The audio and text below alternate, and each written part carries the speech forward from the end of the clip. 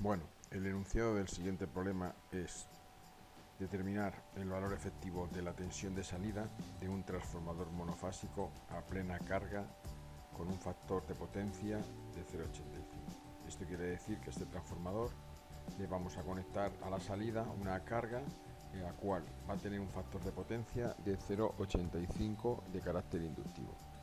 Este transformador tiene una potencia nominal de 50 kVA y una relación de transformación de 1000 voltios en el primario y 230 en el secundario.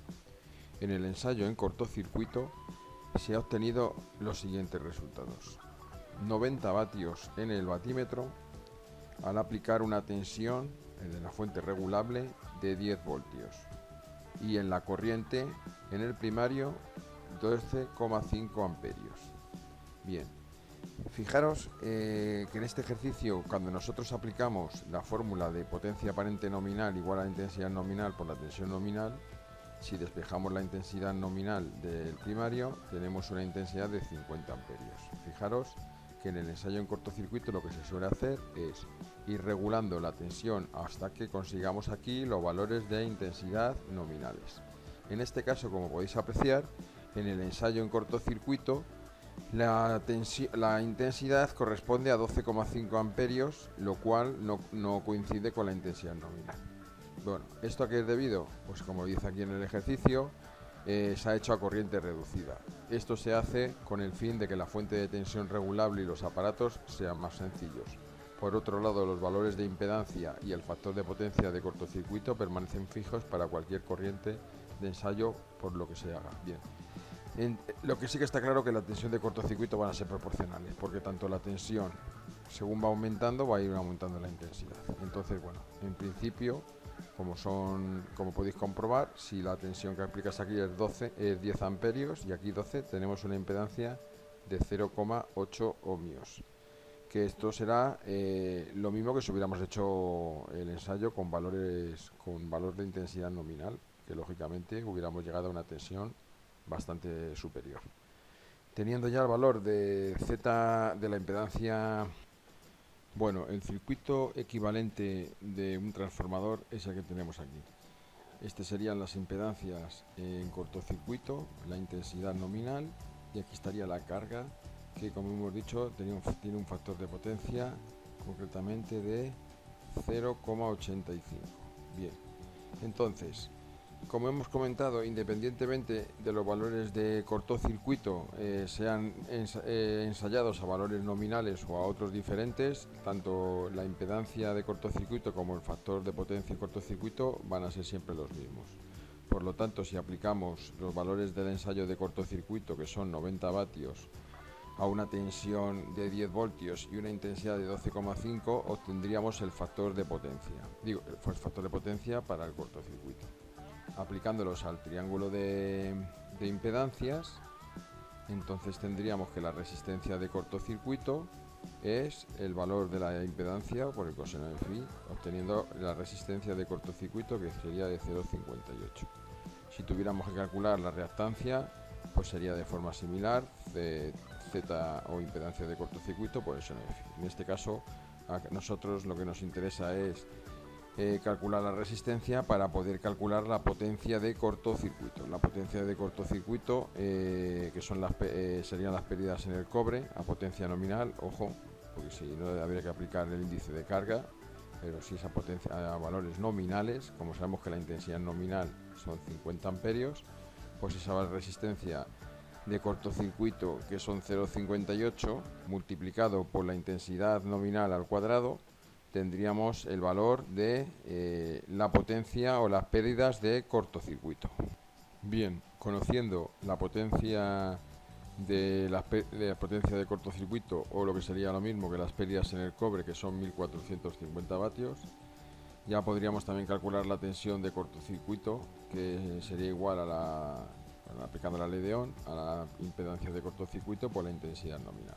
La impedancia de cortocircuito dijimos que es un valor fijo, independientemente de los valores con los que vayamos a hacer el ensayo en cortocircuito, en este caso 0,8, con la intensidad nominal 50, sería 40 voltios, perdón. Como podéis comprobar, En el ensayo se hizo a 10 voltios y en el ensayo y en los valores verdaderos de cortocircuito sería hasta 40 voltios. Si la intensidad, la tensión que se aplica nominal son de 1000 voltios, si le aplicamos 40, es decir, 1000 es el 100%, 40 es el 4%. Esta es la caída de tensión que tiene el transformador. Entonces, aplicando el triángulo de caída de tensión, tenemos que la tensión en la resistencia sería de un 2,88% y la de la reactancia, la caída de tensión que se produce en la parte de la reactancia, sería de 2,77%. Bien, ahora tenemos una fórmula que es súper importante para calcular la caída de tensión que se produce a una determinada carga, es decir, el coeficiente de regulación. Se aplica esta fórmula que tenéis aquí, donde se aplica la caída de tensión en la resistencia por el factor de potencia de la carga que vayamos a conectar en el circuito, más la tensión de la reactancia, la caída de tensión por el seno de la carga que vayamos a conectar. Estos valores tienen que venir de forma porcentual. Es decir, que si nosotros aquí hemos calculado 2,88, pues 2,88 por 0,85 es el factor de potencia de la carga, más 2,77 por 0,53, que es el seno. Esto nos sale que es una caída de tensión del 3,9%. Si la caída de tensión es 3,9 voltios, la que se produce para esa determinada carga con ese factor de potencia de 0,85, y tenemos a la salida 230 voltios, pues la caída de tensión que se va a producir será esa pérdida de voltios que corresponden, hay que restarla a los 230, nos va a quedar en bornas de la carga 221 voltios. Bien, si el transformador trabajara a mitad de carga, pues lo que habría que hacer es reducir los valores a la mitad, porque si la intensidad va a ser la mitad, la tensión de cortocircuito va a ser la mitad y el coeficiente de regulación va a ser la mitad. Por tanto, la caída de tensión sería del 1,95% y eso equivale a tener en el transformador, en bornas, una tensión de 225,5 voltios. Es decir, a haber menos carga, habrá menos caída de tensión.